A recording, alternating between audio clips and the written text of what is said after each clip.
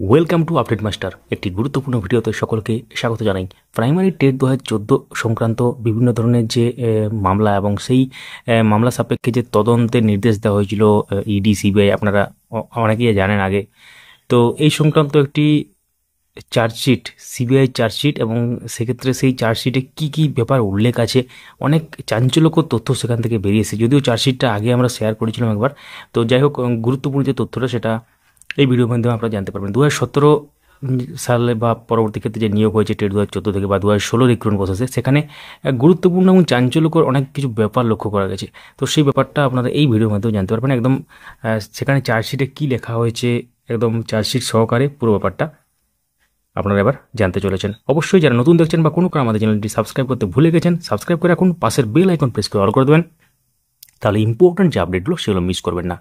দেরি না করে শুরু করা যাক। তো চার্জশিটের আমরা একটা পাতাতে চলে এসেছি। সেই পাতাতে একটা গুরুত্বপূর্ণ ভাইটাল ব্যাপার লেখা আছে, যেটা আপনাদের সকলেরই জানা উচিত। তো এখানে দেখতে পাচ্ছেন যে WBP has inform that no records regarding interview aptitude test, preparation of merit list, panels regarding appointments of candidates under the resolution of board meeting for awarding one marks are available. তো 1 নম্বর যে দেওয়া হয়েছিল সেই সংক্রান্ত একটা ব্যাপার লেখা আছে, এবং কোনো রকম ইন্টারভিউ অ্যাপটিটিউড টেস্ট হয়নি এই ব্যাপারটাও কিন্তু লেখা আছে। তো এই 1 নম্বর কাদের দেওয়া হয়েছিল, কেন দেওয়া হয়েছিল, সেই ব্যাপারটা কিন্তু এই ভিডিওতে আমরা একটু পরে আলোচনা করছি। এবং তার সাথে এখানে লেখা আছে, it has Emaz that the details of the candidates like role numbers, name, father's name, etcetera have delivery not been entered in the resolution register only to avoid detection and keep the entire act of commission discreet। তো এখানে বলা আছে যে ইচ্ছাকৃতভাবে এখানে ক্যান্ডিডেটের নাম, roll number, father's name এগুলো কিন্তু রেজলিউশন কিন্তু অ্যাড করা হয়নি, যাতে মানে এক্ষেত্রে যাতে ধরা না পড়ে সেই জন্য কিন্তু এখানে অ্যাড করা হয়নি। তো এক্ষেত্রে আরও গুরুত্বপূর্ণ অনেক কিছু ব্যাপার লেখা আছে। Investigation has establish that the 264 candidates war appointed in a glossy irregular manner to pursuant to the criminal conspiracy between Partho Chatterjee and Manik Bhattacharya under the garb of resolution of the board for award of 1 marks to the undeserving candidates, which was approved by Partho Chatterjee, then minister in charge of education, Governor West Bengal। তো তখনকার যে তৎকালীন শিক্ষামন্ত্রী পার্থ চ্যাটার্জি, তার বিরুদ্ধে যে অভিযোগ উঠেছে সেটা আপনারা সকলেই টিভিতে দেখেছেন, এবং মানিক ভট্টাচার্যের উপরেও যে অভিযোগ ছিল সব আপনারা দেখেছেন। তো এখানে যে চার্জশিট কপিটা সেটা এখন আপনাদের সামনেই আছে। চলুন তাহলে বিস্তারিতভাবে এবার এক্স্যাক্টলি চার্জশিট কপিতে কী কী ব্যাপারগুলো আছে সেগুলো জেনে নেওয়া যাক। তো টেট 2014 থেকে আপনারা জানেন 2017 সাল এবং পরবর্তী ক্ষেত্রে যে নিয়োগ হয়েছে 2017 সাল বলতে 2016 রিক্রুটমেন্ট প্রসেস বলা যায়, 42,949 প্যানেল। তো সেই নিয়োগ প্রক্রিয়ার সময় অসংখ্য চাকরি প্রার্থী পর্ষদকে চিঠি লেখেন। কেন চিঠি লেখেন? 1 নম্বরে যে ব্যাপার, চাকরি প্রার্থীরা পর্ষদকে জানান একটি প্রশ্নের জন্য 2টি সঠিক উত্তর দেওয়া হয়েছিল। এগুলো সবই কিন্তু সিবিআই চার্জশিটে উল্লেখ করা আছে, সেখান থেকে আমরা জাস্ট দেখাচ্ছি আপনাদেরকে। তো 20 নভেম্বর 2017 রেজলিউশন পাস করে প্রাথমিক শিক্ষা পর্ষদ, যেটা একটু আগে আমরা দেখালাম কপিতে, অর্থাৎ রেজলিউশন পাস করে, এবং সেখানে পর্ষদের রেজলিউশনে যারা উত্তর বি লিখেছিলেন তাদেরকে 1 নম্বর করে দিতে হবে, এমনটাই কিন্তু সেখানে সিদ্ধান্ত হয়। 1 নম্বর ব্যাপারটা কেন হলো আপনারা জানতে পারবেন। তো 1 নম্বর ভিত্তিতে যাকে খুশি চাকরি দেওয়া হয়েছিল, অর্থাৎ এক্ষেত্রে পুরো ব্যাপারটা কিন্তু সিস্টেমেটিক ওয়েতে করা হয়নি, বা কিছু ইরেগুলেটরিজ হয়েছে বা কিছুটা হয়েছে ওখানে। তো সেখানে 1 নম্বর ভিত্তিতে যাকে খুশি চাকরি দেওয়া হয়, এবং সেখানে দেখতে পাচ্ছেন যে 1 নম্বর যে ব্যাপারটা, এবং it has also emerge that the those 270 candidates are recommended to the respective DPSC. এক্ষেত্রে 270 ক্যান্ডিডেট রেকমেন্ডেশন লেটার তাদেরকে দেওয়া হয় বা রেকমেন্ড করা হয়। তো পরিষ্কারভাবে এখানে উল্লেখ করা আছে। তো চাকরি প্রার্থীর তথ্য গোপন যে রাখা হয়েছিল সেটা আমরা একটু আগে দেখালাম, যে ইচ্ছাকৃতভাবে 270 জনের নাম, রোল নম্বর, আবার নাম রেজলিউশনে রাখা হয়নি। গোটা বিষয়টি গোপন রাখতে পরিকল্পনা করা হয়েছিল। অযোগ্য চাকরি প্রার্থীদের রেকর্ড নেই বলে জানায় পর্ষদ, অর্থাৎ যোগ্য প্রার্থীদের রেকর্ড আছে কিন্তু অযোগ্যদের নেই, সেই মুহূর্তে তখন বলা হয়। সিবিআই চার্জশিটে কিন্তু এগুলো সবই উল্লেখ আছে। 270 জনকে নিয়োগের জন্য জেলা প্রাথমিক স্কুল কাউন্সিলকে সুপারিশ, অর্থাৎ রেকমেন্ডেশন যে ব্যাপারটা দেখালাম আমরা। এবং নিয়োগপত্র ইস্যু 2017 সালের 4ই ডিসেম্বর। তারপরে এখানে দেখতে পাচ্ছেন আরও গুরুত্বপূর্ণ কিছু লেখা আছে ব্যাপার,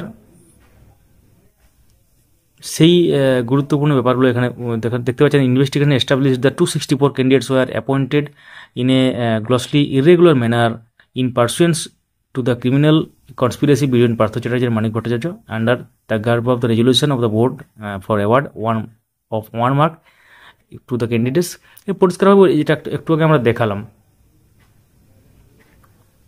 তো 11 থেকে 17 মে 2017 বিকাশ ভবনে চাকরি প্রার্থীদের নথি যাচাইয়ের কথা পার্থ বাবুকে জানান মানিকবাবু, এবং অর্থাৎ মে মাসের 11 থেকে 17 তারিখ 2017 এই ক্ষেত্রে বিকাশ ভবনে যে চাকরি প্রার্থীদের যে ডকুমেন্ট ভেরিফিকেশনের যে ব্যাপারটা, সেই কথাটি পার্থবাবুকে জানান মানিকবাবু।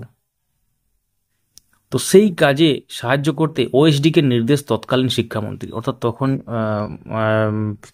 তখনকার যে শিক্ষামন্ত্রী পার্থ চ্যাটার্জি, তিনি সেই কাজে লাগান কাকে না ওএসডিকে। 752 জনকে SMS পাঠাতে পার্থ চ্যাটার্জির ওএসডিকে বলেন মানিক ভট্টাচার্য। এরপরে দেখুন গুরুত্বপূর্ণ ব্যাপারটা, SMS পাঠানোর দায়িত্ব ডেটা এন্ট্রি স্টাফকে দেওয়া হয়। SMS পাঠাতে গিয়ে জানা যায় অনেক চাকরি প্রার্থীর মোবাইল নম্বরে অস্তিত্বই নেই।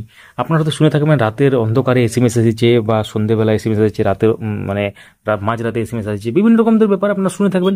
তো সেই ব্যাপারটা কোন জায়গা থেকে এসে সেটা জানা উচিত। এবং একটা প্যানেলে কিন্তু সবাই দুর্নীতি সাথে যুক্ত হয়ে চাকরি পেয়েছে বা এরকম কিছু নয়। একটা প্যানেলে লিগ্যাল ইললিগ্যাল সবই থাকে, আপনারা জানেন। তো আমরা এতদিন যেটা দেখে এসেছি, তো এক্ষেত্রে এমন নয় যে গোটা প্যানেলে সবাই দোষী। তো যে ব্যাপারটা হয়েছে সেটাই আপনাদের যে ফ্যাক্ট সেটাই জানানো হচ্ছে। এটা ভিডিওটা দেখে হয়তো অনেকে ভাববেন যে এই প্যানেল নিয়ে বলা হচ্ছে, তো প্যানেল নিয়ে কোনো কথা বলা হয়নি। প্যানেলের সঙ্গে যারা যেসব দুর্নীতিটা হয়েছে বা যাদেরকে ইলিগালভাবে অ্যাপয়েন্টমেন্ট দেওয়া হয়েছে অ্যাকচুয়ালি, তো তাদের সেই ব্যাপারটা, যেমন SMS ব্যাপারটা এসেছে, যে আপনারা বিভিন্ন জায়গায় শুনে থাকবেন যে SMS এ নিয়োগ হয়েছে, সেই ব্যাপারটা কোথা থেকে এলো? এখান থেকে এসেছে। SMS পাঠাতে গিয়ে জানা যায় অনেক চাকরি প্রার্থীর মোবাইল নম্বরে অস্তিত্বই নেই। অর্থাৎ এক্ষেত্রে দেখতে পাচ্ছেন, investigation has revealed that during the end of the November 2017 Shri Manik Bhattacharya, the then President WBP, came to the office of the then Education Minister Partho Chatterjee at Vikas Bhavan, and the latter's presence handed over the list of 269 candidates to Probir Banerjee and instructed him to add the names of 269 candidates to the list of 767 candidates prepared earlier, and also এখানে পরিষ্কারভাবে যে ব্যাপারটা বলা হয়েছে যে 269 জনের নাম যোগ করার বা রেকমেন্ডেশনের যে ব্যাপারটা, এবং তার সাথে যে কারা কারা অভিযুক্ত, এখানে কারা অভিযুক্ত মানে যাদের বিরুদ্ধে ক্ষেত্রে অভিযোগ বা চার্জশিটের ব্যাপারটা আছে, সেই চার্জশিটের পাতা থেকে আপনাদেরকে দেখানো হচ্ছে, এখানে উল্লেখ করা আছে। তো নভেম্বর 2017 শিক্ষামন্ত্রী ওএসডিকে আরও 269 চাকরি প্রার্থীর তালিকা, যেটা দেখালাম, 269 জনের ইন্টারভিউ অ্যাপটিটিউড টেস্টের নম্বর বাড়িয়ে দিতে মানিকবাবুকে নির্দেশ দেওয়া হয়েছিল। নম্বর বাড়ানোর পর সই করে স্বীকৃতি দিতে বলেন মানিক ভট্টাচার্য। 269 জনের ইন্টারভিউ ও অ্যাপটিটিউড টেস্টেই হয়নি, এমনটাই কিন্তু এখানে চার্জশিটে উল্লেখ আছে।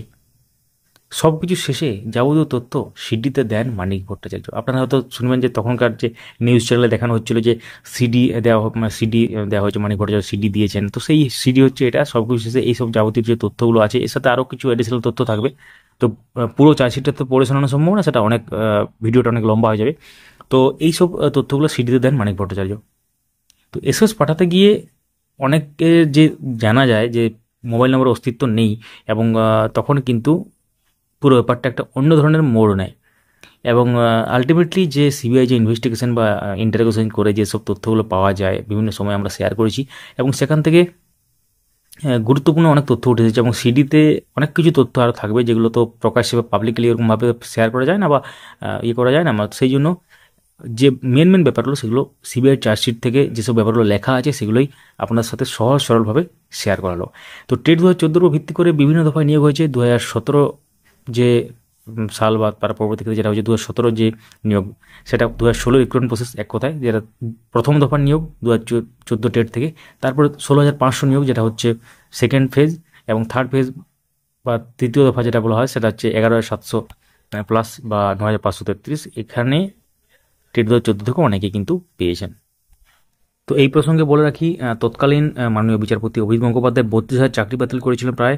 তো সেটা হচ্ছে 2016 রিক্রুটমেন্ট প্রসেসেরই একটা অংশ, অর্থাৎ 2016 রিক্রুটমেন্ট প্রসেস বলতে 42,949 মধ্যে 32,000 প্রায় সংখ্যাটা কেন এলো, সেটা নন ট্রেন্ড ক্যান্ডিডেট এবং এদের ইন্টারভিউ অ্যাপটিটিউড টেস্ট হয়নি বলেই অভিযোগ উঠেছিল, এবং তার সাথে আরও অনেক দুর্নীতির অভিযোগ ওঠে, এবং সেই জন্য পুরো প্যানেলটাই বাতিল করে দিয়েছিলেন তৎকালীন হাইকোর্টের বিচারপতি মাননীয় অভিজিৎ গঙ্গোপাধ্যায়। এবং এই ব্যাপারটা মহামান্য সুপ্রিম কোর্টে গিয়েছিল, সুপ্রিম কোর্ট থেকে আবার ফিরে এসে সেটা কিন্তু অনারেবল ডিভিশন বেঞ্চে এই মুহূর্তে বিচারাধীন বিষয়।